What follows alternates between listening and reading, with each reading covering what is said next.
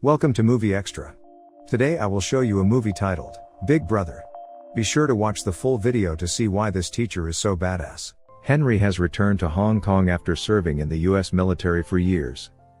Looking to start a career as a teacher, he goes to his former school, Tak Chi Secondary. The principal notes that he doesn't have experience in teaching.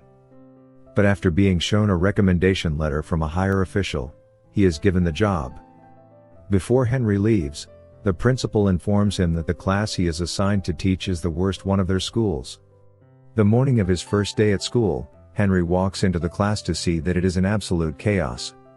Some students are sleeping, others are singing, some are playing video games, while a number of them are cooking ramen on portable stove. Even after the teacher walks in, they completely ignore him and continue what they are doing. Henry tries to get their attention, but they pretend to not hear him. He gives up trying to divert their attention and goes around the classroom commenting on the things they are already doing. The students who are cooking are asked to eat less ramen because it contains too much sodium. Henry then approaches a guy named Zufa playing ukulele and helps him with it. Similarly, he warns a gamer kid against the radiation he might receive from staring at the screen all day. When the students finally start listening to him, he introduces himself and writes his name and phone number on the board. The students laugh because his handwriting is ugly. Then, someone from the students calls him and asks him to leave the class, but Henry laughs it off. The kid ignores him yet again and continue with the activities they were doing before his arrival. Having enough of it, Henry uses a rubber band chalk to trigger the fire sprinkler in the room. The students quickly spread out to keep themselves from getting wet. He finally gets their full attention and officially welcomes them to his class. After class, a group of 5 lowest-ranking students gathers in the sports supply room to smoke. The leader of the group, Jack, has a crush on an A-grade student from another class. The others find him staring at her picture and make fun of him. The group has a rivalry with the rich and spoiled kids from the school's basketball team. They enter the supply room and mock Jack as usual because he is poor. Later, the basketball team is practicing while Jack and the group watch them from nearby. Jack drops a bottle to the court, which causes the team leader to fall. The group laughs but is given detention by the school's English teacher, Miss Liang. To avoid detention, they play a prank on her and run away when she is busy cleaning her desk. Elsewhere, the school's principal is distressed because the education board is planning to deduct 20% of their annual funding. The people from the board come to take a tour of the school to inspect where the funds are being used. At the same time, Henry enters the classroom where the students have set up a bucket of water to prank him. But his reflexes work faster than the falling bucket and he is able to push it away. The students who had been waiting to make fun of him are left shocked. Henry asks for Jack's packet of cigarettes, knowing that he smokes. Jack simply hands him the pack, curious as to what he is about to do. Then, Henry asks Zufa to name the 3 ingredients that are in a cigarette. When he answers the question correctly, he is let to skip class for the day. Everyone starts to bang on their desks demanding that they should get to skip class as well. When they stop, he hands them all a cigarette and asks them to analyze it. Henry knows that if he simply mentions the effect it has on their health, they won't take it seriously. So instead, he asks them about the outcomes of smoking cigarettes and explains how tar forms in their lungs. For the first time, they pay attention to the teacher and are actually interested in learning. After the bell rings, he asks them to return the cigarettes and the students reluctantly agree. That day in the cafeteria, the captain of the basketball team makes one of Jack's friend Bruce to trip on his leg. This gives rise to an argument between the group, which soon turns into a fight. They throw food and tables at each other, destroying the place. Later, Henry is informed that 5 students from his class have been temporarily suspended for starting the fight. Henry finds Jack fighting his opponent in the hallway and stops them. On being asked to calm down, Jack accuses the school of being unfair because the rich kids get no punishment. That day after school, Henry goes through the files of all 5 students to find out more about them.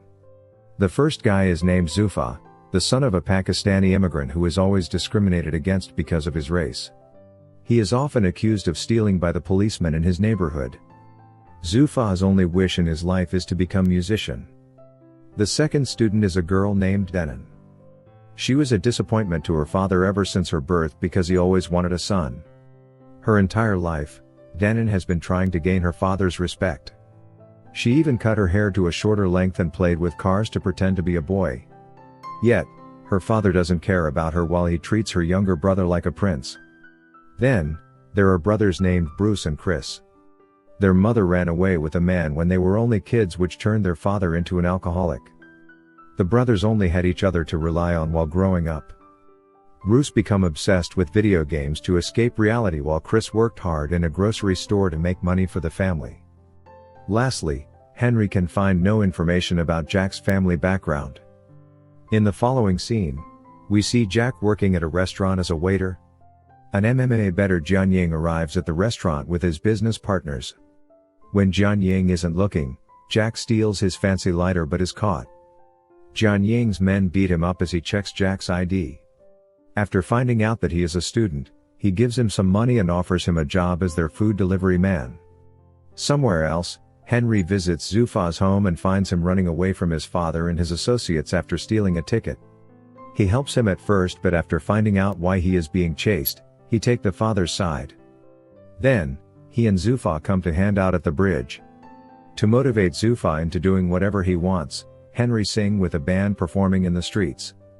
Seconds later, Zufa joins him and sings in front of people for the first time after being bullied at school years ago. Meanwhile, Bruce and Chris's father comes home late like always and orders them to bring him a beer from the store.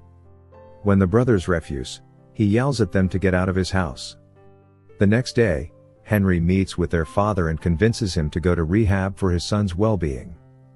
In the meantime, Denon's father brings her a bag of makeup product and asks her to act like a girl for once.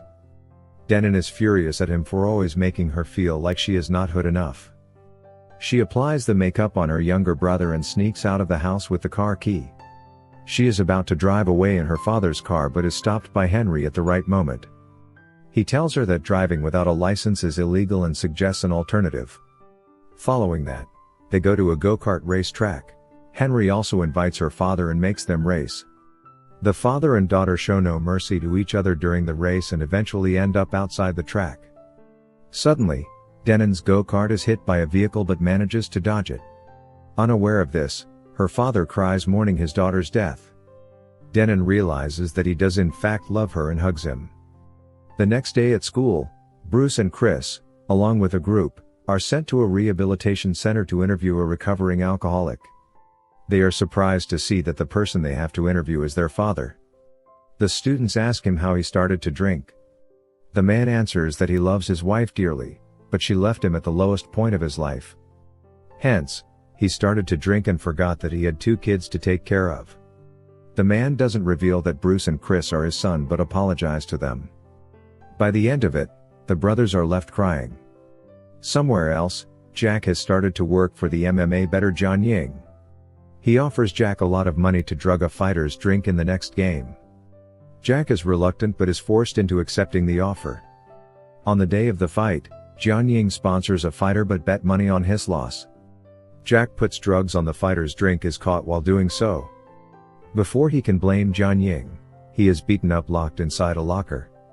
A while later, Henry arrives there and asks the fighters if they have seen his student. The man asks him to return home but Jack, from inside the locker, yells for help. After finding out he is being trapped, Henry attacks them and overpowers them easily. When the fighters step it gets a bit intense, but Henry dodges their attacks efficiently. By the end of it, he knocks out their best fighter who was supposed to complete in a few minutes. In the following scene, they are at the hospital where Henry gets treated for his wound. Jack tries to reveal the truth about Jianying but is made to shut up. The news makes it to the television and Henry starts being known as the man who beat up a professional fighter to save his student. His popularity in school grows and the students start to respect him. They even get up to welcome him to the class, in contrast to how they were earlier.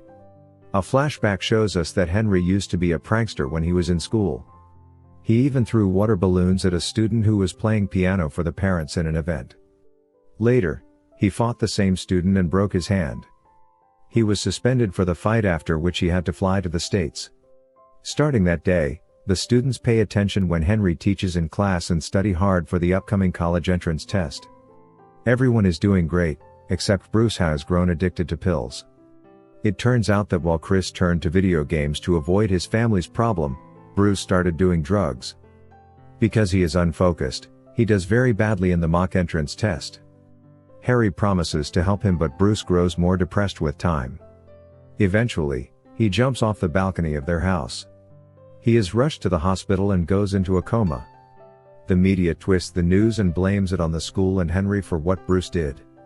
The officials from the education board interview Henry and decide to revoke his teaching license. When he packs his things and leaves the school, the students chase him behind, asking him to stay. They are heartbroken by his absence, but they know that they should ace their upcoming test to make him proud. From that day, they study twice as hard to prove to the board that test make him proud. From that day, they study twice as hard to prove to the board that Henry is a good teacher. On the day of the test, Jack, along with all his classmates, get a text from Henry asking them to meet in the school an hour before the exam. When the students gather, they find out that it was Jianying's trick to keep them confined in the school so they won't make it to the examination hall in time. He is doing this to teach Henry a lesson. A while later, Henry arrives at school and finds out about Jianying's plan. He lets the students free and fights all of Jianying's people to stop them from harming the children. They escape and quickly make their way to the examination hall while Henry fights Jianying. While they are fighting one-on-one, Jianying reveals that he was the guy who Henry had thrown water balloons at when he was little. It turns out that since Henry broke his arm, he wasn't able to compete in a big music competition. Ever since the incident, he hasn't touched a piano and blames Henry for ruining his dream. Henry tries to reason with him but is attacked yet again. They struggle to get a hold of a knife.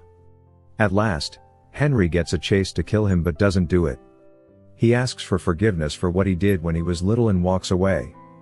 The students reach the examination hall at the right time and complete the test. Cut to a few weeks later, they all pass with flying colors. Jianying starts to play the piano again, but he has a lot to practice before he gets as good as he used to be. Bruce recovers quickly and promises to attend the next year's entrance test. The principal is also delighted because the board decides to give them a 20% bonus fund because their students did very well in the entrance test. Henry returns to teaching and does the fire sprinkle trick on another batch of students. The end. Thank you for watching. Subscribe and leave a like if you'd like to see more videos like this.